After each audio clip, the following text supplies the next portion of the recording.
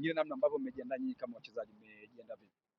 Kwanza nipende kumshukuru Mwenyezi Mungu kujalia afya njema mpaka sasa hivi tuko vizuri, hakuna majeraha nadhani, ukiacha wale ambao tulikuwa nao tangia mechi ya mwanzo.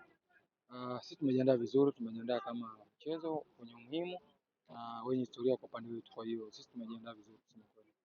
Sawa, unafahamika kama mzee wa bato, umeshawini bato nyingi sana, bato na Osman, bato na wachezaji wengine, lakini una bato nyingine kesho, bato na Diaz, bato na El Kabi.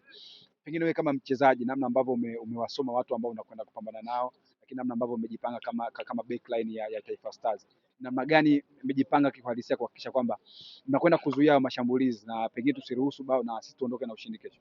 Nadhani kikubwa ni kuwa na umakini, lakini pia kuwa na mashirikiano, kwa sababu ni mchezo unahitaji umoja. Kwa hiyo kwa umoja wetu na ari yetu na nguvu yetu, na mimi nitaweza kutufanikisha kutimiza ndoto zetu.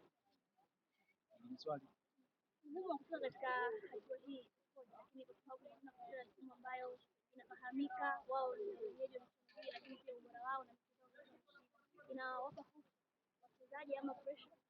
Nadhani ugumu upo kwa sababu kila timu imejiandaa kuja kushindana, hakuna timu ambayo inakuja kushiriki. Kwa hiyo sisi nafasi ambayo tumeipata tunaweza kumshukuru Mwenyezi Mungu, lakini pia Watanzania ambao wanatusupport na sisi kama wachezaji kujitoa kwetu, nadhani ndio kitu cha msingi. Lakini hofu, kusema kweli, sisi tushakuwa tunacheza hizi mechi mara kwa mara, mechi kubwa, kwa hiyo inatujenga kiuchezaji, inatujenga kiakili. Kwa hiyo hofu nadhani kwa upande wetu haipo ile kama labda watu wanavyotarajia.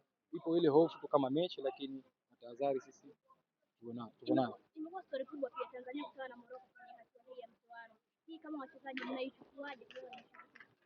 Sisi tunachukua kwa sababu nchi yetu tunataka kuitangaza. Na njia nzuri ya kuitangaza nadhani ni hii ambayo tunakutana nayo. Kwa hiyo tunakutana na matukio makubwa, lakini sisi wenyewe inatubidi tuwe na ule ukubwa. Kwa hiyo tutajitahidi kuitangaza nchi yetu, lakini tutajitahidi pia kuhakikisha tunaweka historia kwa pamoja.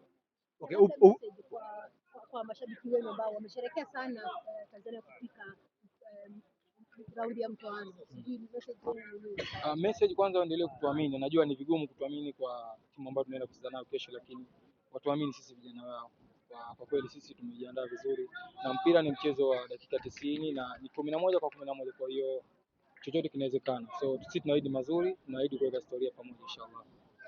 Upi ugumu wa kucheza mchezo wa mtoano tofauti na mchezo ambao unajua unavuna pointi, utapata pointi baadaye, pia kama ukipoteza hapo utapata pointi baadaye? Ni mechi ambayo haihitaji draw, inahitaji lazima moja win. Kwa hiyo sisi tumejiandaa katika situation hiyo, kwa sababu tunajua tutakutana na mchezo mgumu, lakini ni mchezo ambao pia hauhitaji draw, ni mchezo ambao unahitaji ushindi ama kupoteza. Kwa hiyo sisi tumejiandaa saikolojia kusema kweli, na maelekezo ya mwalimu wetu nadhani yote yapo kichwani, na leo tunamalizia hii section yetu ya mwisho, na mimi nitafanya vizuri kwa uwezo wa Mungu inshallah.